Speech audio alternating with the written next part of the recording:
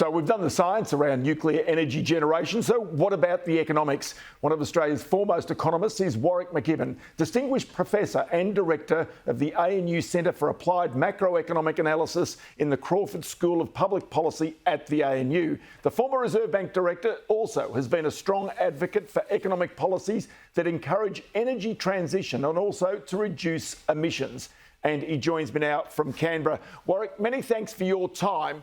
Just remind me your role in the 2006 review into the potential for a nuclear energy industry in Australia, chaired by Ziggy Switkowski. What was your role in that? Yeah, hi Ross, great to be here. My job was to be the economist on the expert panel, and we looked at the entire nuclear cycle from mining uranium all the way through power generation, through disposal for long-term security issues. So we covered a lot of material, and I brought the economic perspective to each of those chapters. Okay, so when you look back at that review now and you bring it forward into today's environment with the need for emissions reductions, but the need for baseload power is as strong as it ever has been, is there a case, do you think, today for nuclear energy as part of our mix? Well, I mean, that is a very good question in the review, and it's very current, actually. I looked at it just recently, and if you cannot find it in the government website, it's available at my website, sensiblepolicy.com. What we found there are a few things that are different. We've moved ahead almost 20 years. The price of renewables has come down a lot more than we forecast. The technologies have evolved a lot. Battery technology has improved a lot and become a lot cheaper. Also, there's new technologies in small-scale reactors being developed, but not yet commercially on the market.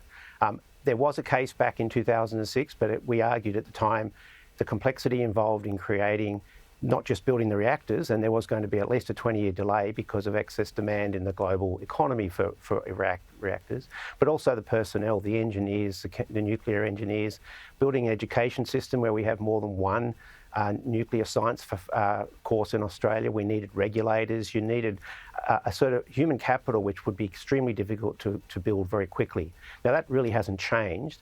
There are more technology options available in the nuclear space.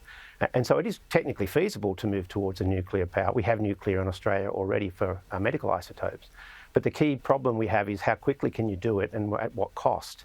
And I think the cost advantage has moved towards renewables since we did that report. And I think the delays have reduced in terms of construction. I think it just needs a comprehensive report before you actually go down this road, because it is a big step to take.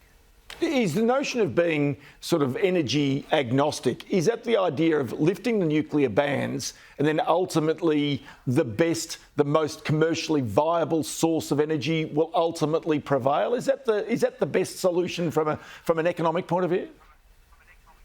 Well, again, it's quite complex because different regions of Australia are probably going to have a different technological solution.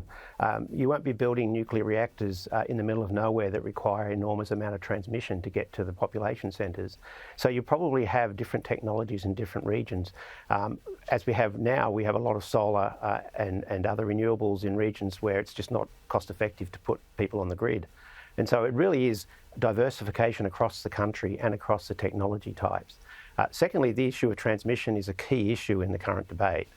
And one of the problems of centralised power, like nuclear, like coal-fired power, is that it means you do have to have a lot of transmission lines, whereas there are some arguments for, say, South Coast, New South Wales, where you could have very small localised community power plants based on solar or wind. That's got several advantages. One is a lot cheaper than transmitting power down the East Coast, but secondly, it is actually a lot more reliable when we have climate events like forest bushfires or floods. And so there is this resilience issue that you also have to take into account. And that's one of the critical problems of waiting to get the nuclear cycle to come online while we have coal-fired power stations that are at the end of their life. The reliability of those coal-fired power stations becomes a real risk for generation because they're a large part of the electrical power base in the country, and if one or two of them go down, as we've seen historically, that puts the economy at enormous risk.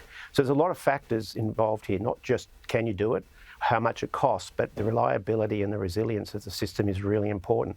The second point I'd stress is whatever you do, you have to get both sides of politics engaged in the same strategy, because these are investments that we're asking the private sector to undertake with very long-term payoffs.